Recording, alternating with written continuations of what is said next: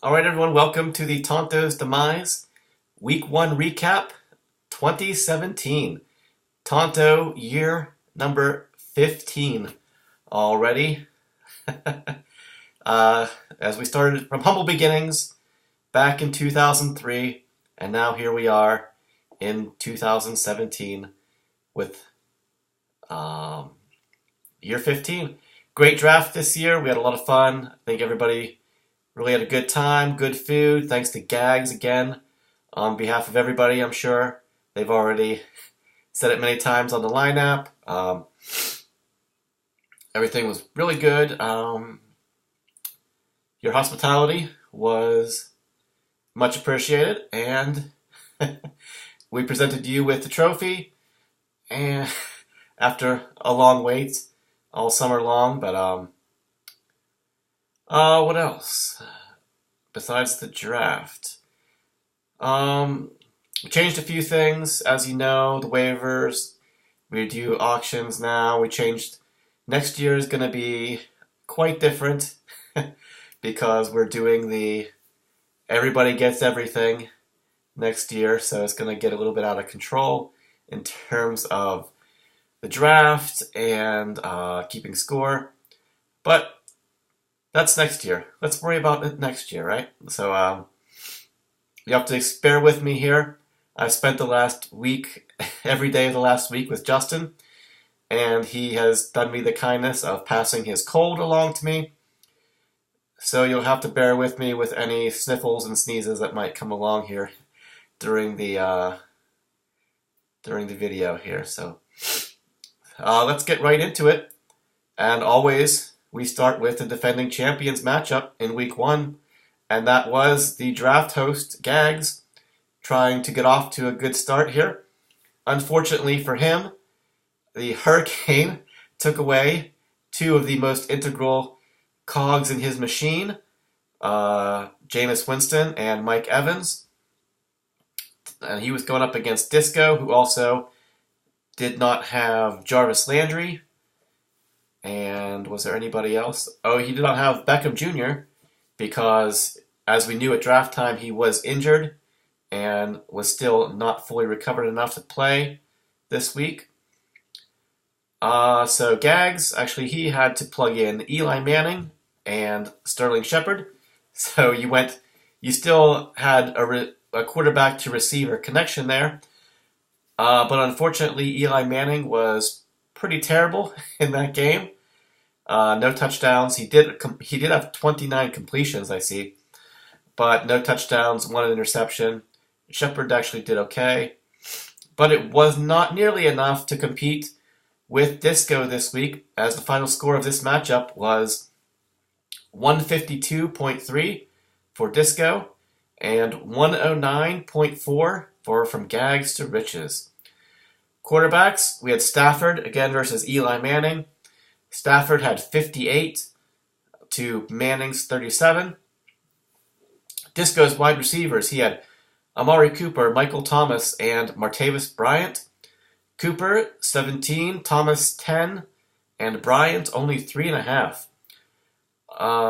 As for Gags, his wide receivers, looks like he had Devontae Adams, Rashard Matthews, and Sterling Shepard. Let's see. Devontae Adams, 7.5, Matthews, 12, and Shepard, 12. So, fairly even there, looks like. Actually, in terms of your wide receivers there, yeah, pretty even. Let's see. 12 and 17 is 29. Actually, that was a little bit in favor of Gags, actually, looks like. But again, your quarterback got you a 22-point margin there. Running backs, Disco had Hyde and Perkins. Looks like Hyde had 45 yards, Perkins only 16. So that's just over 6 points from those 2 guys combined. Marshawn Lynch and Jeremy Hill for Gags. Lynch, 76 yards. Hill, 26 yards. So that is, just over 10 and a half from your 2 running backs. Tight ends, we had Kelsey versus Eifert. Kelsey looks like he had 9, while Eifert only had 1 catch for 4 yards. Flex spot, Disco had Shane Vereen, who had nine catches for 51 yards, even though he is a running back. He did not run the ball at all, I guess, apparently. So good thing you had him in the flex spot. Mark Ingram for Gags. He actually had a bunch of catches, but not much receiving there, or rushing, I should say. It was a 14-12 advantage there for Shane Vereen and Disco. Kickers, Disco had Gostowski versus Tucker for Gags. Gostowski looks like 2 field goals and 3 PATs, while Tucker had 2 field goals and 2 PATs. So pretty close numbers there, a little bit in favor of Disco. Then the biggest difference here was team defense. Gags had New England, who, as we know, in the first game of the season, they pretty much got slaughtered by the Kansas City Chiefs. And I think actually Yahoo says 6, but if I remember correctly, the actual, because they gave up so many, they lost the game, didn't really do too much, and gave up so much yardage, you actually only got 3 points from New England's defense. While for Disco, he had the Pittsburgh Steelers. They scored a touchdown on a blocked kick, so that was 10 points, 9 points. A bunch of sacks, looks like 7.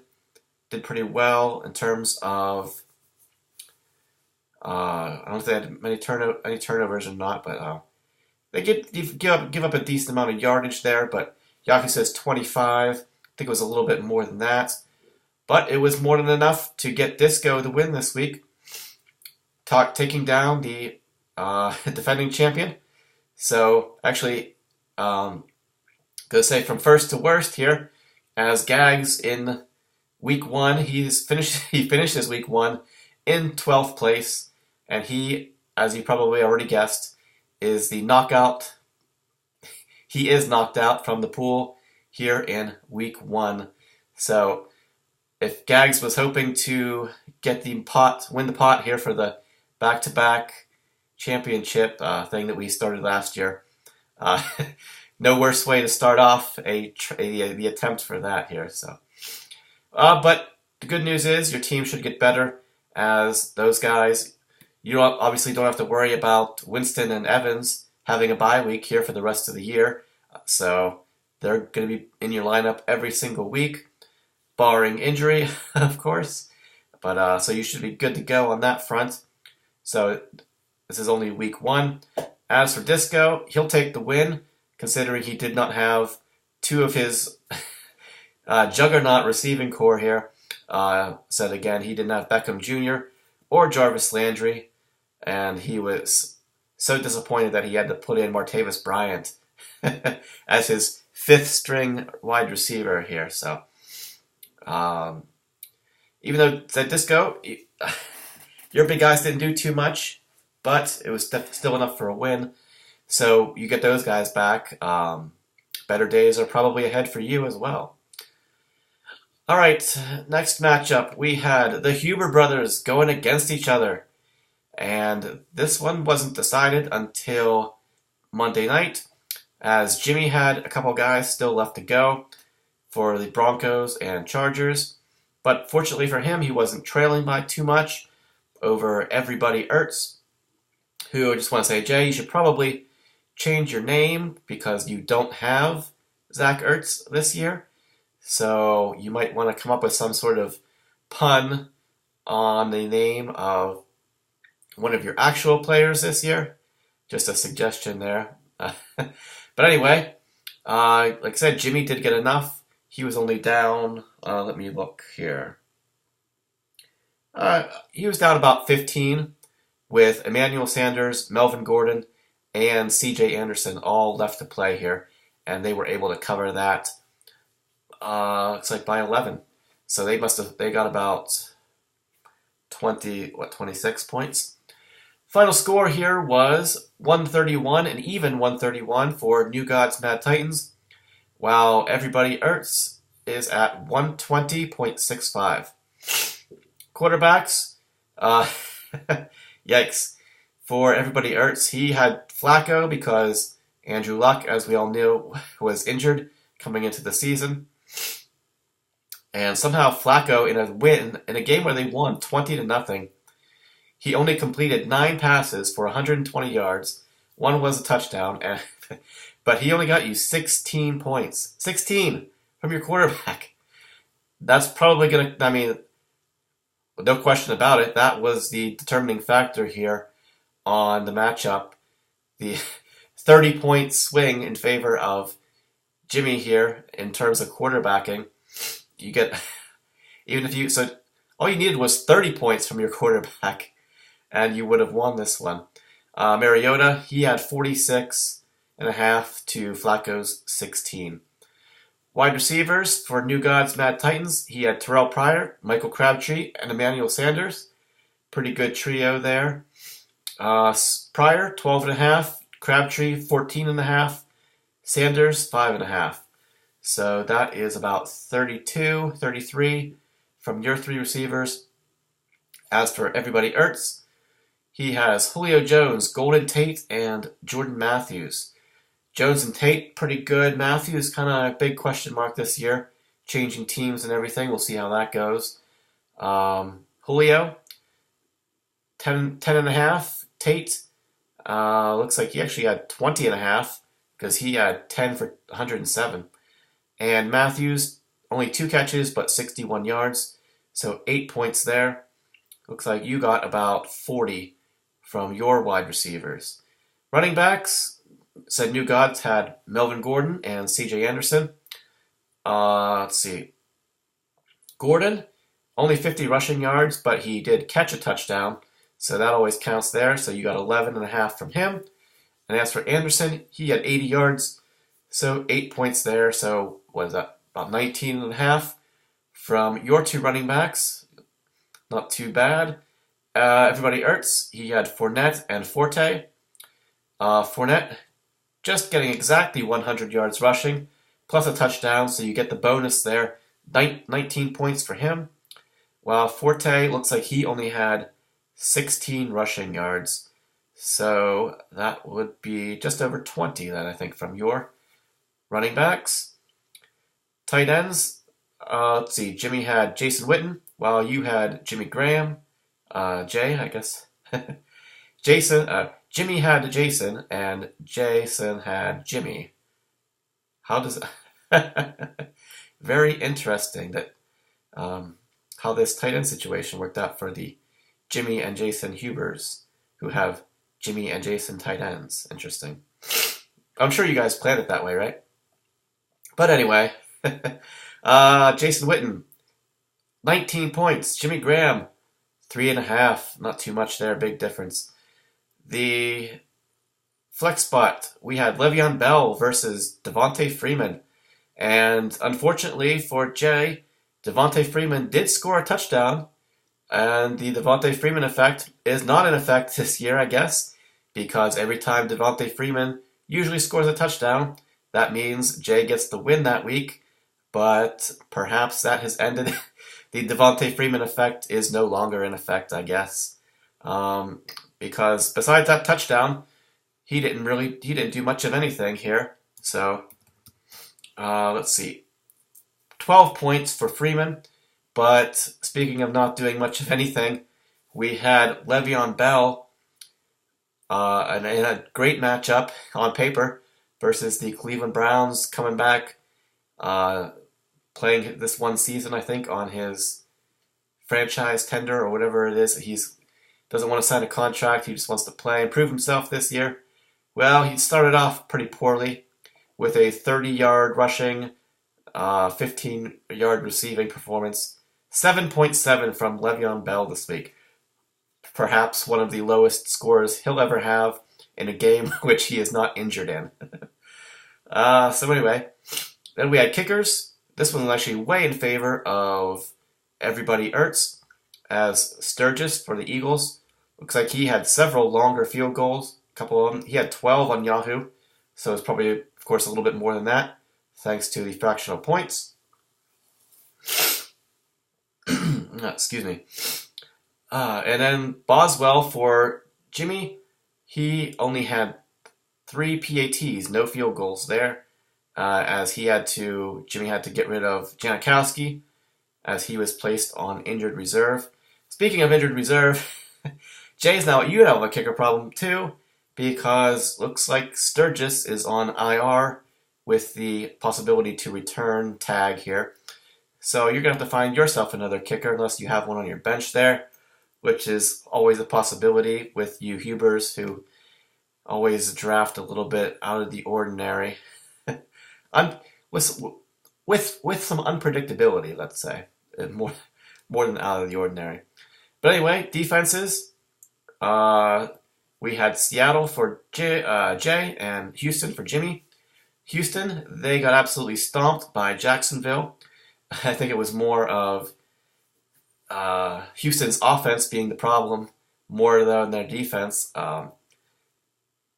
Houston's defense getting put into real bad positions by the ineptitude of their offense versus the Jacksonville defense, and we'll get to them a little bit later. They only had 3 points. Maybe it might have been 6, but it was right around there for you. As for Seattle, they did okay, had a couple sacks and a turnover, but they lost the game, didn't do too much again. Same as the Houston game. Seattle's offense did very little to help the defense there, putting him in some bad positions. And Aaron Rodgers at home in Lambeau, even though he did finally throw an interception at home, which I think had been a really long time, wasn't enough to get a win for them. So you lost some points there, but it was still better than Houston's performance. So again, the big difference here was the quarterback situation. Not too much you can do about that, but it's going to be tough sailing in the future here for everybody Ertz, unless he can pick up a free agent quarterback or just keep rolling the dice on Flacco, because it's hard to fathom someone, your consistent quarterback like that, scoring so low every single week. I'm sure he's going to bounce back.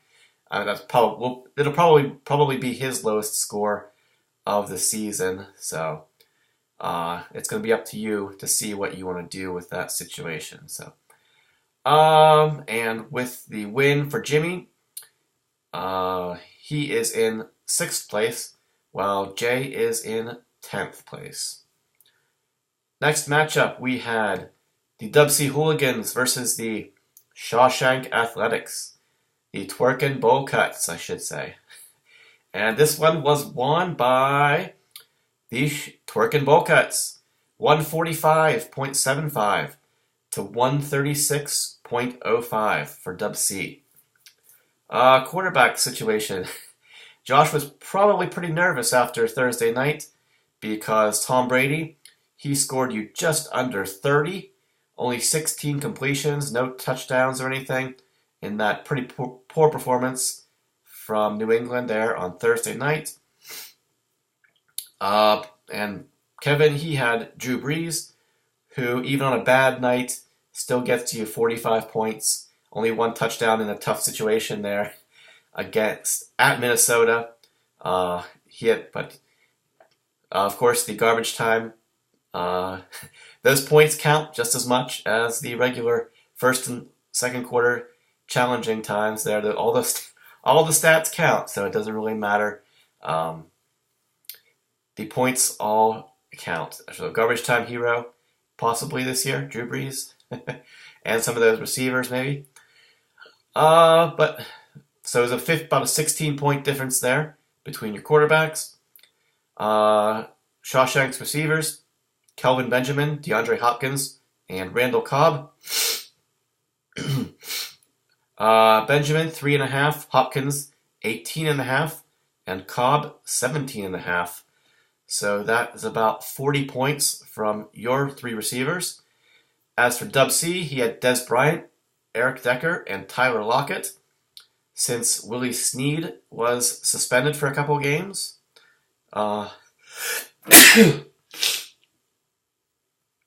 Sorry about that. Excuse me.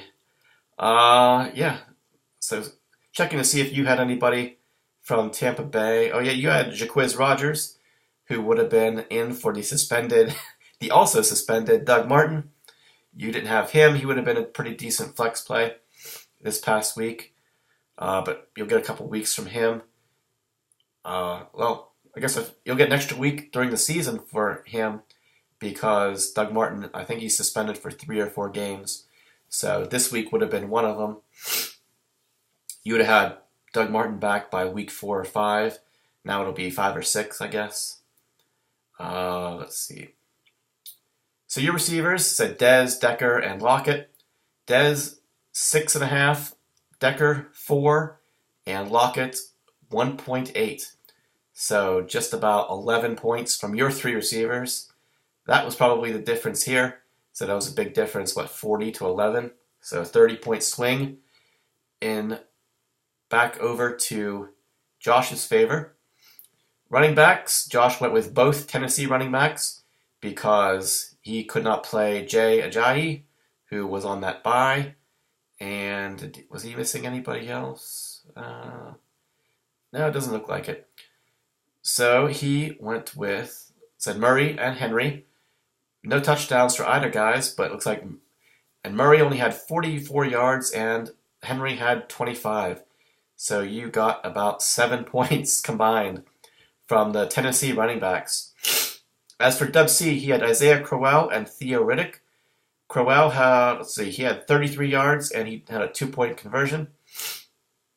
Looks like Riddick didn't really do much at all in terms of rushing, but he did catch a receiving touchdown, which saved the day there for you, got you some points.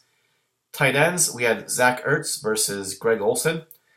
Heavily in favor of Zach Ertz here over the controversial first round. Maybe not so controversial to me, but I think maybe to everybody. A lot of other people around the league. Greg Olsen there. But Ertz, he had 17.5 to Olsen's 3.8. So big difference there, 14 points. Flex plays. Let's see, Josh went with Josh Brown. Or is it John Brown? Yeah, sorry, John Brown from the Arizona Cardinals. Looks like he had 8.2, but Bean played Nelson Aguilar since he did not have Willie Snead. He needed this or Rodgers, so he had to flex somebody here. Rolled the dice on Aguilar, who managed to catch, I think, like a 60-yard touchdown, which was looks like that was most of his receiving yards there, as he had 86. But let's see, 20.5 for Aguilar then, so ended up being a pretty good play. Thanks to that touchdown. Kickers, Dub C had Bryant from Atlanta. Looks like he had 2 field goals, 2 PATs, pretty good. Crosby for Josh. Looks like he had a couple PATs and 1 field goal. So about 11-6 there, according to Yahoo. And then finally, defenses. We had Arizona versus Jacksonville for Josh. And as I mentioned before, Jacksonville just had their way with Tom Savage and the Houston Texans in the first half there. They ended up benching him, putting in the rookie quarterback, which finally got the Houston crowd there to cheer a little bit and get out of their seats and actually seem to be enjoying themselves there once Deshaun Watson was in. But anyway, Jacksonville's defense, 10 sacks, bunch of turnovers. I don't know if they had a touchdown or not. Maybe they did. But I wrote this down here somewhere to take a look. Jacksonville's D, Yahoo says 34, but the actual total was 52. 52 for the defense. So I really don't know what the record is for team defense in a single week. I mean, it's something we can't go back on Yahoo and look it up because our defensive scoring is so different. Usually potentially adding a ton of points here to what Yahoo says. So, but 52 is probably definitely once in a season, if not more than that, for a defensive score there for you. But that wasn't even actually the highest defensive score of the week in the league this week. But Yeah, so that was 52, swinging it way back in favor of Josh here, as Arizona didn't do too bad. They actually they did score a long touchdown, I believe, on an interception return. But they lost the game, gave up a ton of yards and a ton of points. Yahoo says 10. It might have been a little bit more than that. But yeah, it was right around that. So huge difference there in terms of defensive performance. Putting this one in favor of the Shawshank Athletics, Twerk and Bowl Cuts, whatever you want to call him. And Josh, you are in 5th place after week 1, while Kevin, you are in 9th place. Next up, we had the FC Bohoric, not the Dub Sea Hooligans. We already talked about them. FC Bohoric going up against Possum Magic.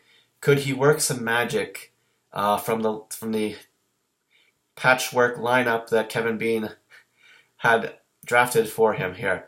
Looked pretty good on paper, especially once Ezekiel Elliott looks like his suspension is going to be disappearing, at least for a while.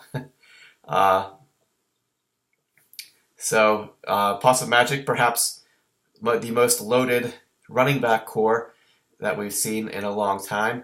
But unfortunately, the other positions outside of Minnesota's defense really let you down this week.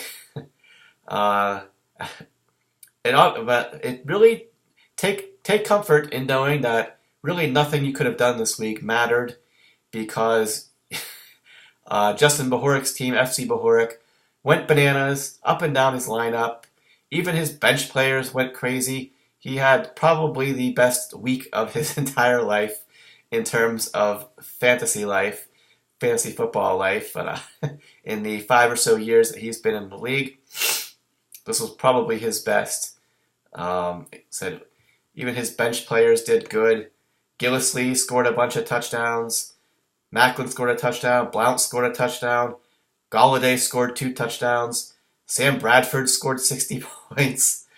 Charles Clay scored a touchdown. So, how many touchdowns did FC Bohoric's team, the entire team, score this week? So we got 1, 3, so 4, 5, 6, 7, 8, 9, 10, 11, 12, 13, 14, 15, 16,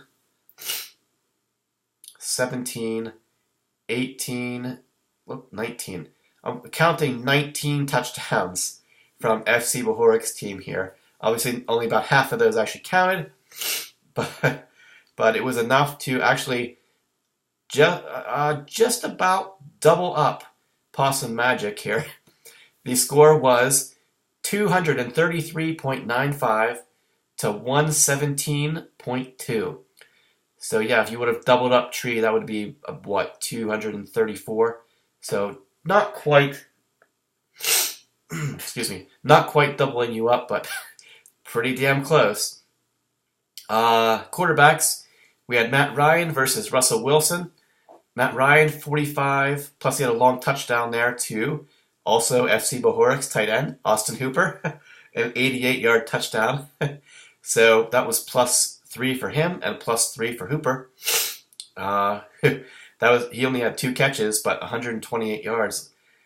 So then Russell Wilson, in a surprisingly dismal performance against the Green Bay Packers, thought this game would be much more of a shootout, but I think there was only 1 field goal scored by halftime, and I think that was by actually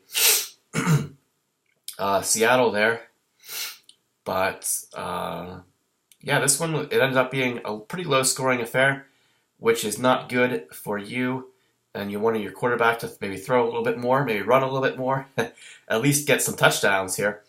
But just under 24 for Russell Wilson. Wide receivers, FC has A.J. Green, Keenan Allen, and Larry Fitzgerald. Pretty solid trio again. Assuming that Keenan Allen can avoid the injury bug. He already lasted longer this year than he did last year. So I'm checking the Keenan Allen's little information thing here. It's not yellow, it's red. So that's never a good sign. You got to check that and make sure. But no, he's not injured after the game. Just some random information there. Let's see. AJ Green, 12.5. Allen, 14.5. And Fitzgerald, 13.5. So that is, what, about 27, 40, 41-ish for your three receivers. While Possum Magic, he had Sammy Watkins, Brandon Marshall, and Ted Ginn. Watkins, 10.8. Marshall, 2. And Ginn, 9.8. Looks like Ginn had a little bit of rushing yards there too, so we got to cut that out. So it looks like you got about 21-ish from your three receivers. Let's see. FC Bohoric, he had Kareem Hunt and Rob Kelly in his running back spots. As I'm sure you're all aware, Hunt had 148 rushing yards. He also added a long touchdown, but it was on a receiving score there. So you didn't get, it was actually it was a long touchdown. It was what, like 80 yards or something like that, maybe more. So you didn't get the yardage there, but you did get the 9 points for it being a long touchdown. So you'll take that any day. I think he did have a rushing touchdown also in there. Yahoo said 48.6, but I think once you took away the receiving yards, it was about 35 or 36. Still, pretty good. And as for Kelly, he only had 30 yards rushing, no touchdowns or anything. So he only got you 3. As for Possum Magic, LaShawn McCoy and Lamar Miller. McCoy, he was over 100 yards, but no touchdowns or anything, so he got you, that'll be 14. And Lamar Miller, 65 rushing yards, no touchdowns there either. So that got you a little bit over 20 combined from your two running backs. Tight ends, I already mentioned Austin Hooper. He had an 88-yard touchdown, and he had one more catch for about 40 yards, looks like, because he only caught 2 passes, but he had 128 receiving yards, plus the bonus, so he had 23.8, while Hunter Henry, one of Tree's keepers here, put up a big goose egg, 0 this week. Kind of surprising there. Thought he was he was going to be a surprise breakout star in the tight end position here this year, but maybe that might not pan out. As looks like he was not even targeted, according to Yahoo here. But if you did watch the games, I think San Diego's offense was getting manhandled by the Denver Broncos defense, so they needed him much more in pass blocking for tight end at the tight end position than running out there and catching passes. So not much you can do about that. Then flex plays, we had Pierre Garcon for FC Bohoric and Ezekiel Elliott for Possum. Garcon, 14 points, and Elliott, 22. He was over 100 yards rushing, did pretty good, had a couple catches and some yards there, so 22. Pretty good score. Possum also has the Cowboys kicker. There, looks like he had at least 4 field goals, so he did pretty good. And as for FC, he had Prater from Detroit. Looks like he kicked a couple PATs and had 1 field goal of over 50 yards. And then defenses, pretty good matchup here as Minnesota versus the Rams. Minnesota looked pretty good against New Orleans, who's a great offense. Looks like they're still gonna be pretty tough this year, but they did give up a lot of yards and some points there at the end of the game as New Orleans was making the desperate garbage time comeback attempt, as I mentioned before, with Drew Brees there. So that always is disappointing when your defense plays great, gets through most of the game, gets a really comfortable lead, and then ends up just playing safe at the end of the game, giving up a ton of yards, and you just keep on losing points there as that happens. But they still got the win, did okay, but they were not as okay as the Los Angeles Rams defense, who, as we mentioned here already and in the lineup about them, they went up against the hapless Indianapolis Colts, who are just lost without their quarterback. You probably remember a couple years ago when Peyton Manning was not able to come back from his neck surgery, and they were a team just crushed pretty much every game that year. Curtis Painter, I think, was the quarterback, one of their quarterbacks that year, and he did not have a good time, if I remember correctly. But anyway, the Rams defense, they scored 2 touchdowns. They had a bunch of sacks. They had a bunch of turnovers. Gave up not many points. The yardage was awful for the Colts too here. So Yahoo says 36 for the Rams defense. I think it was 34 for the Jacksonville defense. But the the actual score, and we'll have to try to remember this because it's got to be up there in terms of highest D scores ever. 60 points for the Rams defense this past week. So, great week for FC Bahorik. Tree, not much you could do as you pretty much got doubled up. So a lot of your guys didn't do too well either. So there's comfort in knowing that, just like I mentioned back in the first matchup, better days are ahead for you. So it's only week 1, and it can't get much worse than this. So, Possum, you are in 11th place, while FC Bahorik is obviously at the top in 1st place after week 1. Although I should mention that we definitely know that it is not the highest score of 1 week of all time, 233. The highest score, I believe, is 275. You'd have to look back a couple years ago. I think it was Jimmy Huber. Fairly certain that the number was. It was easy to remember, so I think it was 275 point something. So, all right. What else do we have? I've been doing way too much talking here and not enough getting through the scores here. All right. Next we have Hillbillies on PCP versus Mighty Midgets. And this one went in favor of Hillbillies on PCP, a.k.a. the Detonators, a.k.a. Brian Bochco. 160.35 to the Mighty Midgets, 136.65.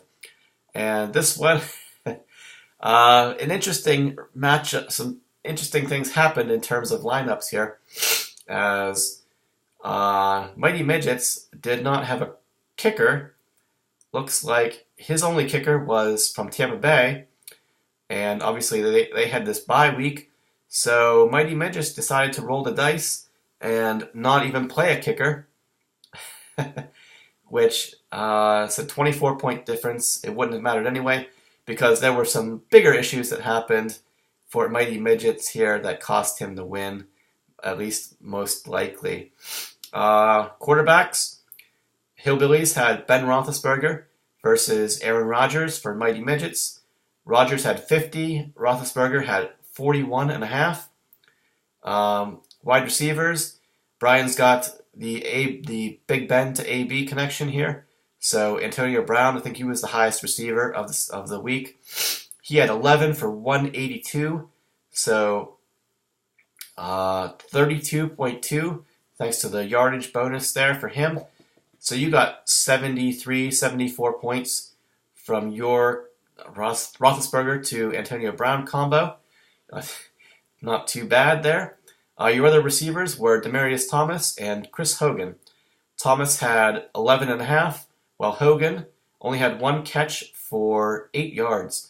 Looks like he actually had more rushing yards than he had receiving. Twice as many rushing yards, and those did not count.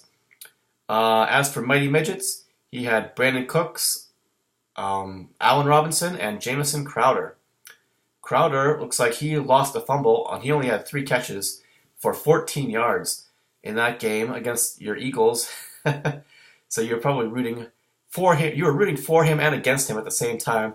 That's always a difficult situation to be in. Anyway, but Cooks, only 3 catches, but 88 yards, so 11.8. But as we know, Allen Robinson, he only caught one pass before tearing his ACL, and he is done for the year. So you only got 2.5 from him, 2.5 from Crowder, and the 11.8 from Cooks. So just over 16, 17 points there. From your 3 receivers, which Antonio Brown pretty much doubled that up all by himself. In terms of running backs, Hillbillies had Jordan Howard and Bilal Powell. Howard, 52 yards and a touchdown. Powell, 22 yards. So only about, 12.5 from your 2 running backs. While Mighty Midgets, he had Ty Montgomery and Amir Abdullah. Montgomery had a touchdown and 54 yards, while Abdullah only 30 yards. So pretty much even there, looks like, in terms of the running backs. Montgomery and Howard pretty much cancel each other out, while Abdullah only a 1.5 more than Bilal Powell. Tight ends, Hillbillies had Delaney Walker versus Kyle Rudolph for the Midgets. Fairly even here, a couple point favor in terms of towards towards the Hillbillies here, as Delaney Walker had 14.5 to Rudolph's 11.5. Then flex plays, we had David Johnson for the Midgets versus Christian McCaffrey for the Panthers. McCaffrey, 5 catches, about 50 yards rushing, 40 yards receiving, 11.5 from him.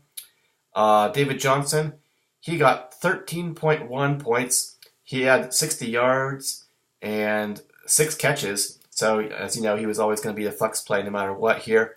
But unfortunately, he is out indefinitely, at least for probably most of the rest of the fantasy season. The regular season, at least, will he be back in time for the playoffs? That is, the fantasy playoffs, at least. That is definitely up in the air, as I think he dislocated his wrist, and he's going to have to have surgery. So that was a difficult loss here for the Mighty Midgets, and people all across the country, I'm sure, as he was, I'm sure, the number 1 pick in many fantasy leagues this year. He was the good news for Mighty Midgets here is that Johnson was your 7th or 8th round pick. So even though there's no replacing him, you should be able to have some other players here who you can plug in. You can move Montgomery into the flex, which is actually a good place for him anyway, because you're going to have Aaron Rodgers throwing passes to him just as much as he's going to be handing it off to Montgomery there as a running back now. So, but anyway, the kicker situation, as I mentioned, Mighty Midgets went with nobody, so a big 0 there, while Hillbillies went with Lutz from the New Orleans Saints, and looks like he had a couple field goals, and he had 1 PAT. And then defenses, we had Hillbillies with Denver and Midgets with Buffalo. I mentioned before, Denver pretty much had their way with the Chargers, at least for the first 3 quarters there, till the Chargers made a comeback, tried to get back in the game, and almost did it.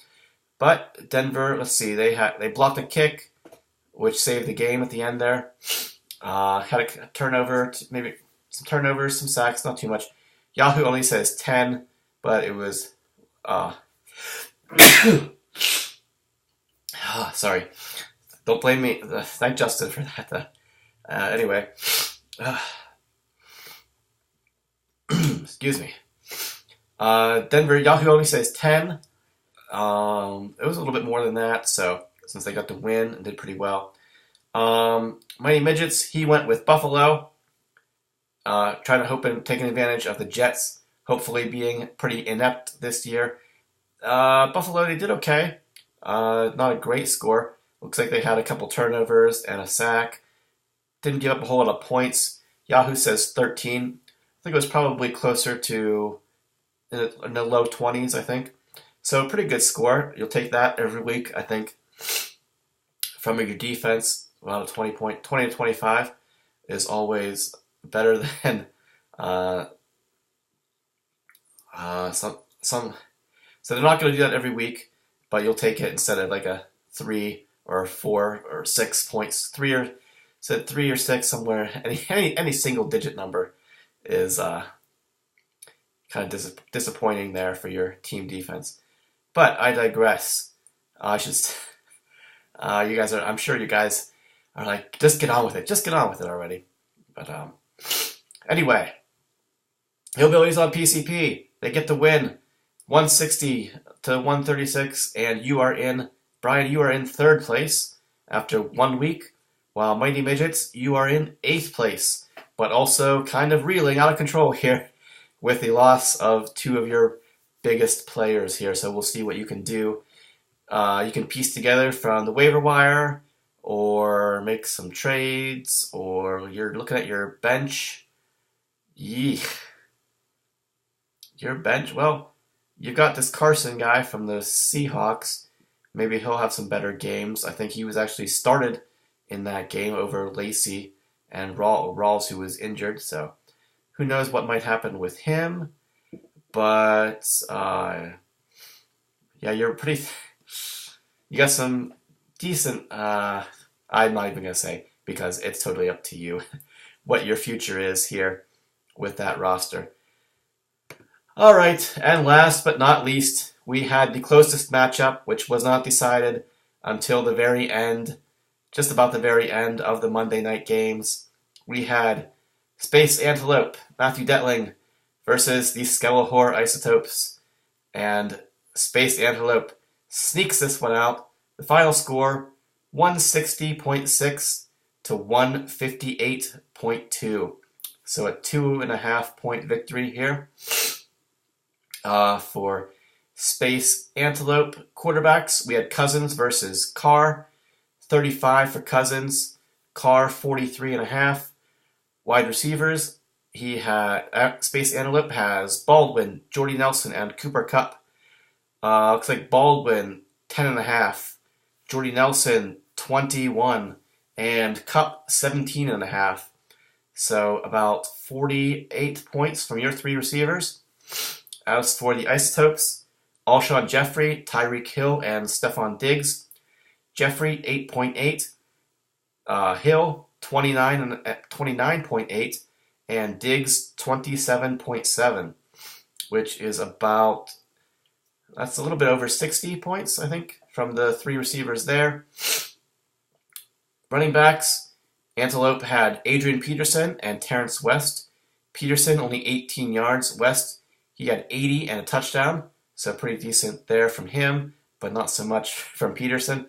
So that got you about just under 16 points from your 2 running backs, while the Isotopes had Tevin Coleman and Todd Gurley.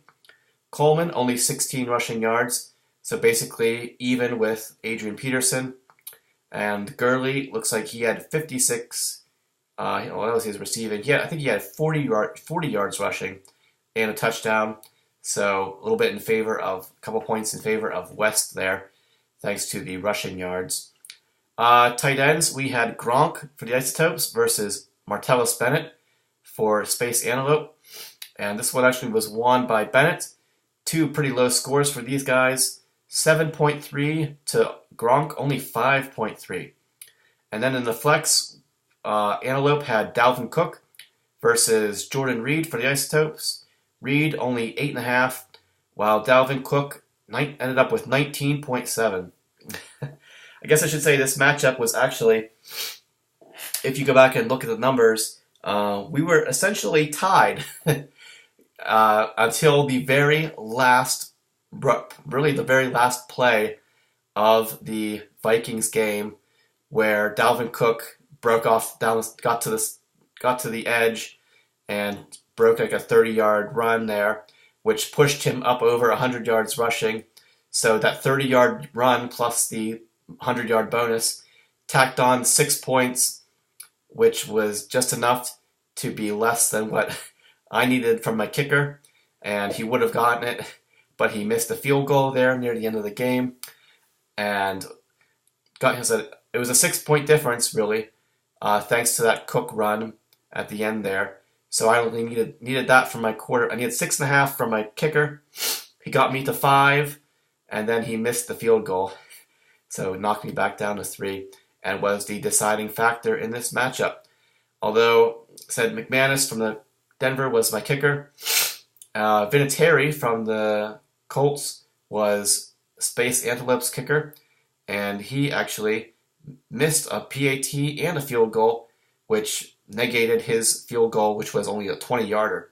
So he actually got you 0 points. And then defenses, we had Carolina for Space Antelope versus the Atlanta Falcons. Carolina was at San Francisco, while Atlanta was at Chicago. Carolina looks like they did pretty well. Yahoo says 19. I believe the actual total was 34. They had a couple sacks, a turnover. Only gave up 3 points there, so that was a big difference. So that's a 9-point thing score there for only 3 points. You would have liked the shutout, but they managed to get San Francisco managed to do something. Not much, but they did do something there.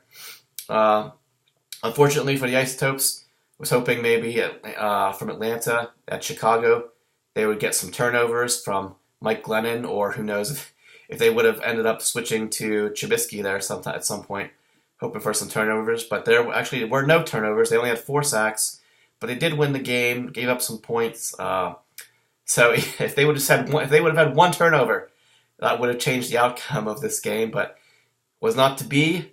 So that's just the way it is. I'm not gonna I'm not gonna complain about it. That's just what happens. Anyway, so yeah, Space Antelope, he is in 2nd place with this win, and the Isotopes are in 7th place. In case anyone is wondering or not sure, we are not the Springfield Isotopes this year. We are the Skellahor Isotopes. And you may be wondering, what does that mean? I don't understand. Well, it is trying to think of something that was associated with Vince Bohoric. As you know, Brian and Detling have both used former names from Vince's teams in honor of him this year. And I was trying to think of something that would go along with, that could sound similar to Springfield Isotopes, but also be a little bit of a commemoration to Vince there. And Skellahor was actually the nickname of one of Vince's girlfriends back in the day, who is a very skinny, I don't want to say that she wasn't attractive, but she was, she could have used some improvements. But who am I to judge? I could use some improvements myself, I'm sure. So, but anyway, that was her nickname. I think they called her Emily too, because her name was also Emily, like Justin's daughter. But they also called her Skellahor because she was so skinny and possibly a drug addict, I'm not sure. Or at least maybe had a problem at some point in time. Also had a bunch of kids who I don't think she treated very well, if I remember correctly. But I'm sure she's a nice person. But so anyway, that answers the question that I'm sure you were all actually really wondering, was what does Skellahor mean? So that's that. I think that's pretty much it for week 1 here. It was actually, in general, besides FC Bohoric, I think we were commenting as Justin, Kevin, Bean, and I got together and watched the 1 o'clock games this past week. Just not much was happening. Like, usually, if I remember correctly, the past couple of years, week 1 has just been crazy in terms of scoring and fantasy players going wild. Like the first week or two seems like it's been offenses going crazy until defenses get a little bit of a chance to catch up, maybe get in shape, figure out what the offenses are doing here. But not this year. It seemed like the offenses were the ones that were mostly kind of out of sync, and the scores were low. And we were talking about it. I think besides the couple guys from the Chiefs-Patriots game, those 1 o'clock games, really, Antonio Brown was the only player who seemed to be going off. Even though he didn't score any touchdowns, he piled up some yards there and catches. Fantasy wise, that 30 points from him, you'll take that as a high score every week. But just in general, he was like the only one. There was really nobody. I think Golden Tate did pretty good. He piled up a bunch of catches and yards, but it was the quietest 10-catch, 100-yard game that you'll see in a season there. And it played out here with the fantasy scores. As you can see, a lot of low scores this week. 120, 130, 130. 120, 131, 136, 145, 117, 109, 136, even 152, 160, 158, 160. That right around 150 to 160. That's average. You definitely want more than that if you're going to expect to get a win. So that being average, a lot of these scores were low this week in terms of averages. Anything else to talk about? I don't think so. So later on tonight will be the first waiver wire auction that we've got going on with the new method here. So it'll be interesting to see. Everybody's got that $200 budget. There are definitely some free agents out there that I think people are going to go after, and we'll see how interesting the first ever bidding war goes for some of those free agents. So looking forward to waking up tomorrow and seeing what happened there. So, all right, is there anything else I need to mention? I don't think so. We didn't have a week 1 podcast from those guys, so hopefully we'll be getting one this week, probably on Thursday, if they are true to form. And I think that's pretty much it. So I guess I should go back to my old sign-off here, which hasn't worked for me the past couple years, because I think last year I skipped it and it didn't work for me. So, all right, everyone. Thanks for listening to me for this way too long. I need to figure out a way to shorten this down. And as you can probably tell, I don't think really much at all about what I'm going to say before I actually sit down and hit record here. So a lot of yammering and uninteresting information coming from me. Anyway, all right. Week 1 was a good one. Week 2, many weeks ahead, should be just as interesting, if not even more. So it's going to be a fun ride, and we got off to a good start here. All right, everyone. We will see you back here next week. Good luck in week 2, but good luck especially to me.